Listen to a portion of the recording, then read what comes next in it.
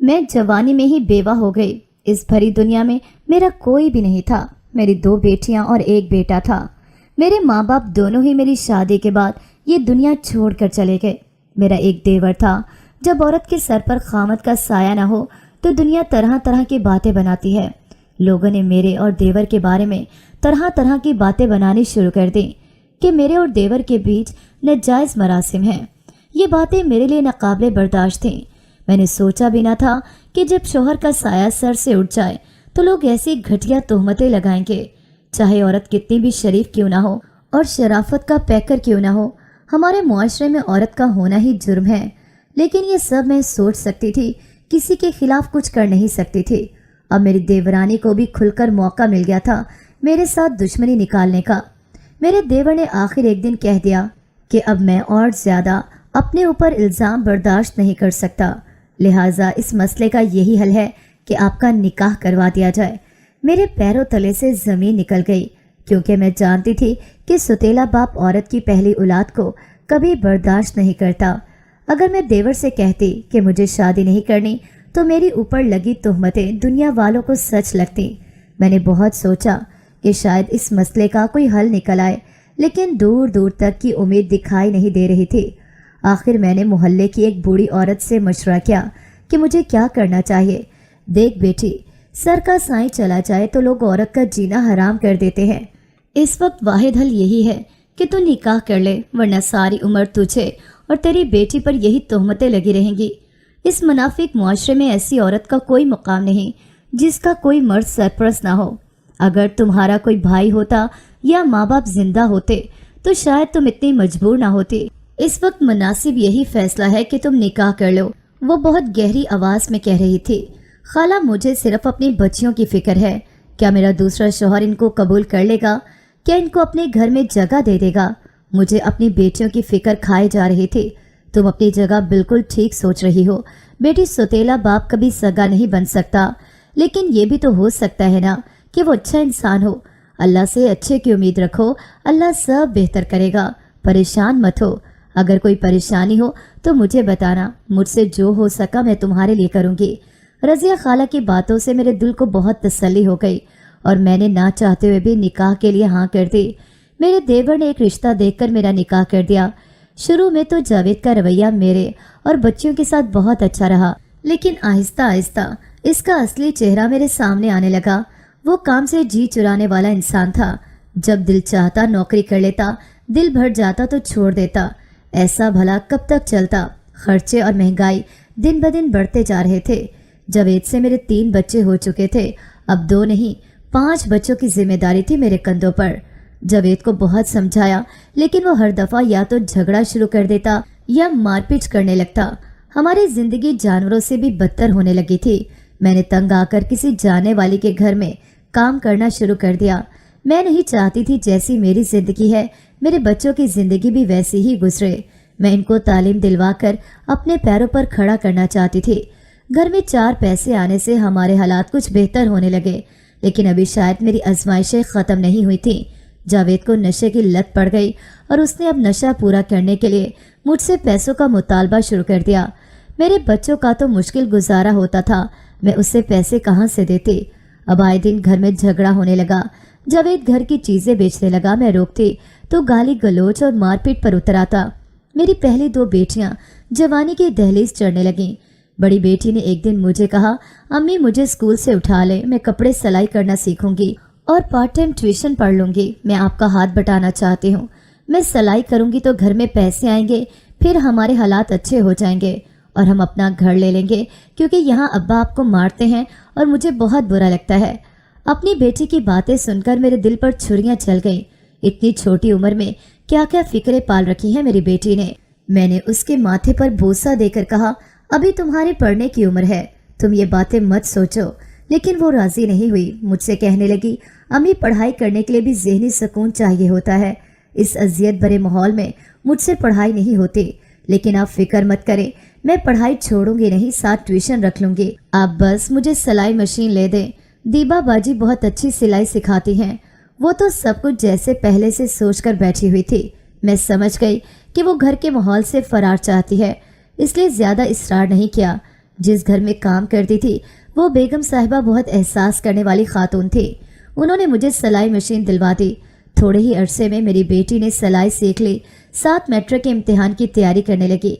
एक दिन जब मुझे घर आने में देर हो गई, जब मैं घर पहुंची तो मेरी दोनों बड़ी बेटियां बहुत सहमी हुई थीं और बड़ी बेटी समरीन बहुत रो रही थी। मैंने उससे पूछा कि क्या हुआ है, तो उसने मुझे बताया। ये सुनकर मेरे पैरों तले से ज़मीन निकल गई। समरीन ने बताया, अम्मी दूसरे अब्बा मुझे बहाने बहाने से अपने पास बुलवाते हैं और मुझे हाथ लगाते हैं। वो मुझे बहुत बुरे लगते हैं। मुझे इस घर में नहीं रहना। मुझे अपनी बेबसी पर रोना आ रहा था। खुदा तुझे बर्बाद करे जावेद, मेरी बच्ची पर बुरी नज़र रखनी शुरू कर दी है। अब पहले क्या कम मुश्किलात हैं मेरी ज़िंदगी में। मेरा दिल चाह रहा था कि जावेद के टुकड़े कर दूं, लेकिन मैं सिर्फ ये सोच ही सकती थी। मुझे समझ नहीं आ रहा था कि मैं अपनी बच्ची को कहाँ ले जाऊं। वो फूट फूट कर रो रही थी। बहुत सोचने के बाद मैंने एक फैसला किया। मोहल्ले में कुछ औरतों से मेरी सलाम दुआ थी। इनमें से एक औरत अपने 2 बच्चों के साथ अकेली रहती थी। इसका शौहर मुल्क से बाहर रहता था और साल में एक दफ़ा चक्कर लगा लिया करता। मैंने उसकी बहुत मिन्नत की कि कुछ अरसा मेरी बेटी को अपने घर रख लो, जिस पर वो राज़ी हो गई। मैंने शुक्र किया कि चलो मेरी बेटी की इज्जत तो महफूज रहेगी। जावेद को जब पता चला तो उसने बहुत ववेला मचाया कि ये क्या तमाशा लगा रही है, तो यहाँ क्या तकलीफ थी उसे। लेकिन मैंने बहाना बनाकर बात ख़त्म कर दी। आखिर क्या वजह है बता तो सही। वो इस बात के पीछे ही पड़ गया था। उस रात भी उसने मुझे बहुत मारा, लेकिन मैंने तय कर लिया था कि अब कुछ भी हो जाए मैं अपनी बेटी को इस भूखे दरिंदे के लिए नहीं छोड़ूंगी। लेकिन मैं नहीं जानती थी कि असल इम्तिहान तो अब शुरू होने जा रहा है। 2 दिन गुजरे तो एक दिन काम से वापसी पर मेरा दिल आया कि समरीन की खबर लेती जाऊं। आज सुबह से ही समरीन की तरफ से मेरा दिल बहुत परेशान था। जब मैं इस औरत के दरवाजे पर पहुंची तो मेरा दिल उछलकर जैसे हलक में आ गया, क्योंकि दरवाजे पर ताला पड़ा था। मैंने आसपास के घरों से पूछा तो पता चला कि कल रात से ही वो लोग गायब हैं। मैंने सर पीट लिया। ओ खुदाया, मेरी बच्ची को कहाँ ले गई वो औरत? मैं कैसे तलाश करूंगी उसे? रोती धोती घर आई। बच्चे मुझे देखकर डर गए। नौरीन ने मुझसे पूछा, अम्मी क्या हुआ, आप क्यों रो रही हैं? मैंने उसको बताया तो वो भी परेशान हो गई। हम माँ बेटियां सारी रात रोती रही। सुबह जावेद आया तो वह नशे की हालत में था। मुझे देखकर कहने लगा, क्यों रो रही है, कौन मर गया है तेरा? मैं खामोश रही, लेकिन कब तक ये बात छुपाती। जब उसे पता चला तो पागलों की तरह कहके लगाने लगा, देख लिया अंजाम, तेरी बेटी बदचलन और आवारा थी, इसीलिए घर में नहीं टिकती थी। देख लिया तूने। खबरदार, अगर मेरी बेटी पर कोई घटिया इल्जाम लगाया, तेरी वजह से मैंने उसे यहाँ से निकाला था। अगर तू उस पर बुरी नज़र ना रखता तो उसे ये दिन न देखना पड़ता। ये सुनना था कि वो गुस्से में आपे से बाहर हो गया और मारपीट शुरू कर दी और फिर घर से बाहर निकल गया। मैं रो धोकर चुप कर गई। मैंने पुलिस में FIR दर्ज कराने की कोशिश की, लेकिन किसी ने मेरी एक बात न सुनी। बेगम साहिबा के आगे भी हाथ जोड़े। उन्होंने सिफारिश करवाकर FIR तो दर्ज करवा दी, लेकिन कोई फ़ायदा नहीं हुआ। जब मुझे ये मालूम नहीं था कि वो औरत मेरी बच्ची को लेकर कहाँ चली गई है, तो मेरी बेटी को कहाँ से बरामद करवाती पुलिस। रोज़ रात को अल्लाह से दुआ करती कि कोई वसीला बना दे कि मेरी बच्ची मुझे मिल जाए। जावेद अब ज़्यादातर घर से बाहर ही वक्त गुजारता। कभी कभार घर आ जाता और नशा पूरा करने के लिए पैसे मांगता और ना मिलने पर झगड़ा शुरू कर देता। मैंने उसके मामले में खामोशी इख्तियार कर ली थी, क्योंकि इसका फ़ायदा कभी ना होता, उल्टा नुकसान ही होता। कुछ अरसा इसी तरह गुजर गया। नौरीन ने मैट्रिक कर लिया था और प्राइवेट FA कर रही थी। साथ घर में बच्चों को ट्यूशन भी पढ़ाती और सिलाई भी करती। एक दिन मैं काम से वापस आई तो मेरा बेटा और नौरीन बहुत परेशान थे। मैंने वजह पूछी जो उन दोनों ने मुझे बताया। सुनकर ऐसे लगा कि जैसे मेरे जिस्म से किसी ने जान निकाल ली हो। जावेद नौरीन को बेचने जा रहा था। मेरे बेटे राहिल ने मुझे बताया कि आज अब्बा के कुछ दोस्त आए थे। अब्बा ने नौरीन बाजी को चाय बनाकर लाने के लिए कहा। जब बाजी चाय बनाकर ले गई, इसके बाद अब्बा के दोस्त ने कहा कि वाह क्या माल है, तुमने तो घर में हीरा छुपा रखा है। मैं परसों आऊँगा और इससे ले जाऊँगा और तुम्हें मुंह मांगी रकम दूंगा। ये सारी बातें मैंने छुप कर सुन ली। अम्मी बाजी को कहीं ले जाओ वरना अब्बा इसे बेच देंगे। मैं तो पहले ही इस वहशी की वजह से एक बेटी गंवा चुकी थी, कहाँ लेकर जाती। मजबूर होकर अपने देवर के घर गई, उसे सब बताया, लेकिन उसने उल्टा मुझ पे इल्ज़ाम लगाया कि तुमने अपनी बेटी को बेच खाया और अब ड्रामे कर रही हो। मुझे कुछ समझ नहीं आ रही थी कि कहाँ ले जाऊं अपनी बेटी को। आखिर मैं सारा बाजी के घर चली गई जिनका मैं काम करती थी। इनके पांव पकड़े कि मुझे कुछ अरसे के लिए अपने घर में जगह दे दे, जब तक कि मैं अपनी बेटी की शादी न कर दूं। सारा बाजी रहमदिल औरत थी। उन्होंने मुझे अपने सर्वेंट क्वार्टर में जगह दे दी, जिसमें पहले एक मुलाजिम रहता था और कुछ अरसे के लिए अपने गांव गया हुआ था। बाजी ने कहा कि अपने बच्चों को यहाँ ले आओ और शौहर को ये कह दो कि काम ज्यादा है, इसलिए मुझे कुछ अरसा वहीं रहना है। मैं जल्द अज जल्द अपने बच्चों को यहाँ ले आना चाहती थी। मैं वापस घर गई और जल्दी जल्दी सामान समेटा। बच्चों ने पूछा, अम्मी हम कहाँ जा रहे हैं? मैंने कहा, फिलहाल खामोशी से मेरे साथ चलो, वहाँ जाकर बताऊंगी। मेरा बेटा फौरन समझ गया। सारा बाजी के क्वार्टर आकर मैंने सुख का सांस लिया। बाजी ने मेरा बहुत साथ दिया। मुझे महीने का राशन तनख्वाह के अलावा दिलवा देते। मैंने 2 महीने के अंदर अंदर नौरीन के लिए रिश्ता देखकर उसकी शादी करवा दी। लड़का मेहनती और जिम्मेदार था और शरीफ भी। नौरीन अपने घर की हुई तो मुझे लगा जैसे बहुत बड़े फर्ज से सुबकदोश हो गई हूँ। एक दफ़ा जावेद का फ़ोन मेरे मोबाइल पर आया तो मैंने वही कहा जो सारा बाजी ने कहा था और मोबाइल ऑफ कर दिया, वरना वो सारा बाजी के घर तमाशा लगाने आ जाता। नौरीन की शादी के बाद मैं एक दिन बच्चों को लेकर घर गई तो जावेद ने बहुत वावेला किया। नौरीन की शादी का सुनकर तो वो पेचो ताप खा रहा था। बेशरम बेहया औरत, तू झूठ बोल रही है। तेरी वो बेटी भी भाग गई होगी तेरी बड़ी बेटी की तरह। वो गालियां बकने लगा। जो मर्जी समझ लो, अगर यहाँ भी रहती तो तुम उसे बेच देते। आखिर मैंने भी तंग आकर कह दिया। क्या कहा? तेरी इतनी जुर्रत, जुबान चलाएगी मेरे सामने? वो तैश में आ गया। इससे पहले कि मुझ पर हाथ उठाता मेरा बेटा बीच में आ गया। बस बहुत हो गया अब्बा, मैं आपको अम्मी पर हाथ उठाने नहीं दूंगा। जावेद और तैश में आ गया और बेटे को मारने लगा। मनहूस, तेरी इतनी जुर्रत, तूने ही अपनी माँ को कहा होगा। मैं चिढ़वाने लगी तो जावेद ने मुझे जोर का धक्का दिया, जिससे मेरा सर दीवार में जा लगा और मेरे सर पर चोट लग गई। काफी देर तक जावेद गालियां बकता रहा। जब थक चुका तो हम सबको घर से बाहर निकाल दिया कि ये मेरा घर है, यहाँ तुम अपनी मर्जियां चलाती हो, इसलिए अब तुम्हें यहाँ नहीं रख सकता। मजबूर होकर हम फिर सारा बाजी के घर चले गए। मैंने सारी बात उनको बताई तो वो कहने लगी, परवीन तुम परेशान मत हो, इस तरह के इंसान से भला क्या उम्मीद की जा सकती है? ये सिर्फ तुम्हें परेशान कर सकता है, जिंदगी के सफर में तुम्हारा बोझ नहीं बांट सकता। अपने बच्चों को पालने के लिए मेहनत तो बहरहाल तुम्हें खुद ही करनी पड़ेगी, इसलिए बेहतर है कि इससे दूर ही रहो। तुम जब तक चाहे यहाँ रह सकती हो, मैं तुम्हारी हर तरह से मदद करने के लिए तैयार हूँ। सारा बाजी इस कड़े वक्त में हमारे लिए एक फरिश्ता साबित हुई थी। मेरे दिल से उनके लिए दुआ ही निकलती थी। 3 साल तो सुकून से गुजर गए, लेकिन अभी हमारी आजमाइश ख़त्म नहीं हुई थी। सारा बाजी के शौहर अपनी फैमिली को लेकर मुल्क से बाहर चले गए और अपना घर अपने छोटे भाई के हवाले कर गए, जो कि एक उबाश इंसान था। वो मेरी दोनों छोटी बेटियों पर बुरी नज़र रखता था। आखिरकार मैंने वो क्वार्टर छोड़ने का फैसला कर लिया और वहाँ से जाने का इरादा कर लिया। मेरे इस तरह जाने पर उसने बहुत हैरानगी का इजहार किया। ये तुम्हें क्या हो गया परवीन? तुम यहाँ आराम से रह रही थी, फिर क्या सोच कर जा रही हो? कहाँ जाओगी बच्चों को लेकर? वो बज़ाहिर तो बहुत हमदर्द बन रहा था, लेकिन मैं उसकी हमदर्दी के अंदर छुपी खबासत से अच्छी तरह वाकिफ थी। साहब, दरअसल मेरे देवर ने मुझे मकान में हिस्सा दे दिया है और मेरे बेटे को अपने कारोबार में भी शामिल करना चाहता है, तो इसीलिए जा रही हूँ। मैंने झूठ बोला। मैं किसी भी तरह इस खबीस इंसान से अपनी औलाद को दूर ले जाना चाहती थी। वो हूँ कहकर चला गया। मैंने शुक्र अदा किया कि उसने कोई सवाल जवाब नहीं किया, लेकिन मैं दिल ही दिल में बहुत परेशान भी थी कि बच्चों को लेकर कहाँ जाऊंगी और यहाँ रुक भी नहीं सकती थी। बहरहाल अल्लाह का नाम लेकर बच्चों को साथ लिए वहाँ से चल पड़ी। मैं जानती थी जावेद मुझे घर में घुसने नहीं देगा। शायद अल्लाह उसके दिल में रहम डाल दे, शायद वो हमारा इंतज़ार कर रहा हो। मैं इन्हीं सोचों में गुम थी कि किसी ने मुझसे पूछा, अरे परवीन बाजी कहाँ थी आप? कोई मर्द मुझे मेरे नाम से बुला रहा था। मैंने उसकी तरफ देखा। वो हमारे मोहल्लेदार अरशद थे, इसी दर्जन का शौहर जिससे मेरी बेटी सलाई सीखने जाती थी। आपको पता है बाजी जावेद जेल में है, उसे कत्ल हो गया था, वो मुझे बताने लगा। मुझे ये सुनकर कुछ खास हैरानी नहीं हुई थी, क्योंकि वो जिन कामों में पड़ा हुआ था उसका अंजाम आखिर यही होना था। कैसे हुआ ये सब? मैंने पूछा। आप मेरे साथ चलिए मेरे घर, वहाँ चलकर बात करते हैं। हम सब उसके घर आ गए। इसकी बीवी हमें देखकर बहुत खुश हुई।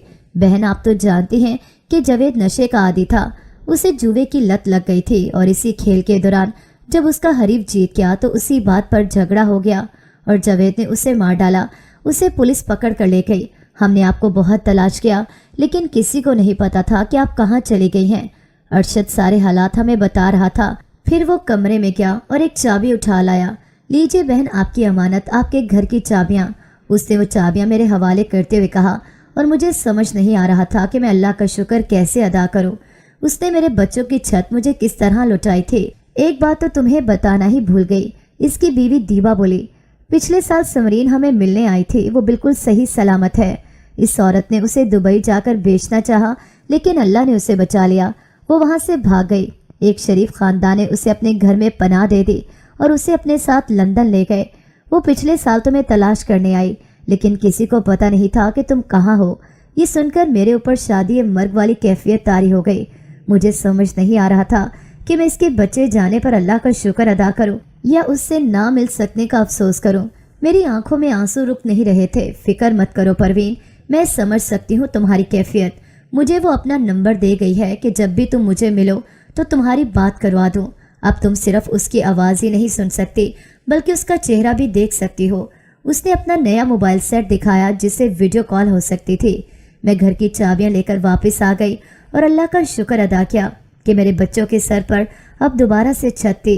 जावेद ने बहुत दफ़ा लोगों के हाथ पैगाम भिजवाया कि एक दफ़ा जेल में आकर मुझसे मिल लो, लेकिन मैं उसके दिए हुए जख्म अभी तक भूली नहीं थी। अगर वो मेरी बेटी पर इस तरह नजर न रखता तो आज मेरी बेटी मेरे पास होती। मुझे इस तरह दर बदर न होना पड़ता, लेकिन मुझे जाना ही पड़ा। आखिर वो मेरे 3 बच्चों का बाप जो था।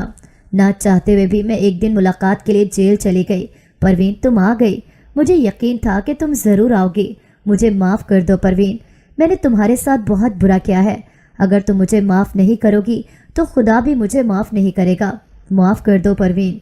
वो मुसलसल इल्तिजा कर रहा था, लेकिन इसकी इल्तिजाओं का मुझ पर कोई असर नहीं हुआ। मेरी नज़रों में वो गुजरा हुआ वक्त एक फिल्म की तरह चलने लगा। जब इस जालिम की वजह से मेरी बेटी खो गई और मुझे बच्चों को लेकर दरबदर होना पड़ा, मैंने उससे मुंह फेर लिया। परवीन, ऐसा मत करो, मैं मर जाऊंगा। यहाँ उसने रोते हुए कहा, तुम मर जा। मेरे साथ तुमने क्या क्या जुल्म नहीं किया। मुझे तुम्हारी कोई ज़रूरत नहीं, ना मैं तुम्हारी हमदर्दी में यहाँ आई हूँ। अब जल्दी बताओ कि तुमने मुझे क्यों बुलाया है। मैंने बेहिसी से कहा, परवीन मुझे यहाँ से निकाल लो, खुदा के लिए। उसने फिर इल्तिजा की, मैं कैसे निकाल लूँ? मैं तुम्हारी औलाद की रोटी रोजी का इंतज़ाम करूँ या तुम्हारे पीछे अदालतों के चक्कर लगाऊं? क्या है मेरे पास? क्या समझ रखा है तुमने? मेरे पास कोई ख़जाना है?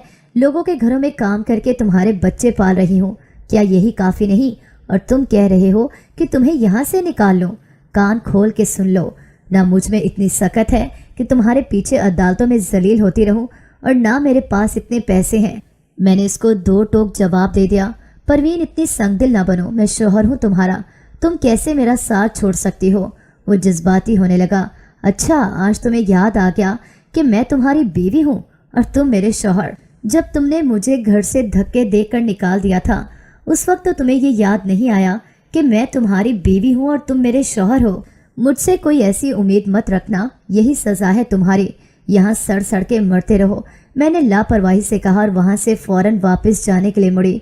वो पुकारता रहा, लेकिन मैंने पीछे मुड़कर नहीं देखा। जिंदगी चलती रही। मुझे एक और घर में काम मिल गया। मैं दिन रात अपने बच्चों को तालीम दिलवाने के लिए मेहनत करने लगी। रोज़ आकर बाजी से पूछती कि समरीन का फ़ोन आया कि नहीं, लेकिन जवाब ना में ही मिलता। एक दिन दीबा की बेटी भागती हुई मेरे घर आई और कहने लगी, आंटी समरीन आपी की कॉल आई है, जल्दी आएँ। मैं भागती हुई उसके घर गई। दीबा मेरा इंतज़ार कर रही थी। मुझे देखते ही उसने मोबाइल मेरी तरफ बढ़ा दिया। मैंने इतने बरसों बाद अपनी बेटी का चेहरा देखा तो मेरी आंखों से आंसू निकल आए। उसकी तस्वीर धुंधलाने लगी। अम्मी, मेरी प्यारी अम्मी, आप रोए नहीं, मैं जल्दी आपके पास आ जाऊंगी।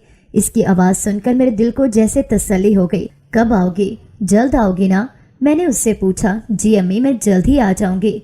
दरअसल आजकल सद्दफ बाजी बीमार हैं, वो बहुत अच्छी हैं अम्मी, उन्होंने मुझे बचाया था। काफ़ी देर वो इस मेहरबान औरत का जिक्र करती रही जिसकी बदौलत आज वो मुझसे बात कर रही थी। अम्मी आप परेशान ना हो, मैं आपके लिए ढेर सारे पैसे लाऊंगी, फिर हम अपना घर खरीद लेंगे। मेरी बेटी कितनी सियानी हो गई थी, माँ के दुख पास ना होते हुए भी महसूस कर रही थी। तुम जल्दी आओगी ना? मैंने पूछा। अम्मी मेरी पूरी कोशिश होगी जल्दी आने की। मेरा बहुत दिल चाहता है आपसे मिलने को, बस आप दुआ करें। बाजी ठीक हो जाए। कुछ देर उससे बात करती रही। मेरा दिल नहीं चाह रहा था कि वो कॉल बंद करे, लेकिन आखिर तो बंद करनी थी कॉल। कॉल बंद होते ही मैं रोने लगी। हौसला रखो परवीन, दीबा बाजी मुझे तसल्ली देने लगी। तुम्हारी बेटी जल्दी तुम्हारे पास होगी, तुम परेशान ना हो। मैं घर आ गई। बच्चे मुझसे पूछते अब्बा कहाँ गए हैं, मैं क्या बताती। उनको ये कहकर अक्सर टाल देती कि बीमार हैं, अस्पताल गए हैं। मेरा बेटा काफ़ी समझदार था और अच्छी तरह जानता था कि इसका बाप कैसा है, लेकिन बेटियां अभी छोटी थीं। राहील ने मैट्रिक किया तो पढ़ाई के साथ साथ काम भी करने लगा। लोग अब मुझे बातें सुनाते कि तुम्हारे शोहर जेल में सड़ रहा है और तुम आराम से बैठी हो, इसकी रिहाई के लिए तुम्हें कुछ करना चाहिए। मैं अपनी औलाद को लेके जेलों और अदालतों के चक्कर काटूं? मेरे पास इतना पैसा नहीं है कि वकीलों की फीसें भरूं। मैं जवाब देती, लेकिन कब तक इनकी बातों से बचती। बड़ी मुश्किल से मैंने इधर उधर कहलवा कर इसकी सजाए मौत को ख़त्म कराने की अपील दायर की, जिसकी वजह से ये सज़ा कम होकर 7 साल कैदे बामुशक्कत की सज़ा हुई। राहील कभी कभी बाप से मिलने चला जाता। जावेद उसके सामने गिड़गिड़ाता, रोता और वो खामोश खड़ा उसे देखता रहता, फिर वापस आ जाता। वो इन सब मजालिम का गवाह था जो इस शख्स ने हमारे ऊपर ढाए थे। मैं समरीन के आने का इंतज़ार करती रही, लेकिन वो नहीं आई। अब तो इसका नंबर भी बंद जाने लगा। या अल्लाह, ये कैसी आजमाइश है। मैं दिन रात रोती रहती। 6 माह होने को आ रहे थे, समरीन की कोई खबर न थी। महंगाई के इस दौर में और इतनी कम तनख्वाह में घर चलना मुश्किल हो गया था।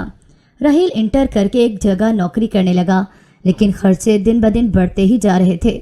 मैंने जैसे तैसे करके राहील के लिए कुछ पैसे जमा किए, क्योंकि वो कहता था कि यहाँ रहकर इस तरह की कमाई नहीं हो सकती जो कि होनी चाहिए, इसलिए पाकिस्तान से बाहर जाकर काम करना चाहता हूँ। और इसका एक दोस्त दुबई जा रहा था।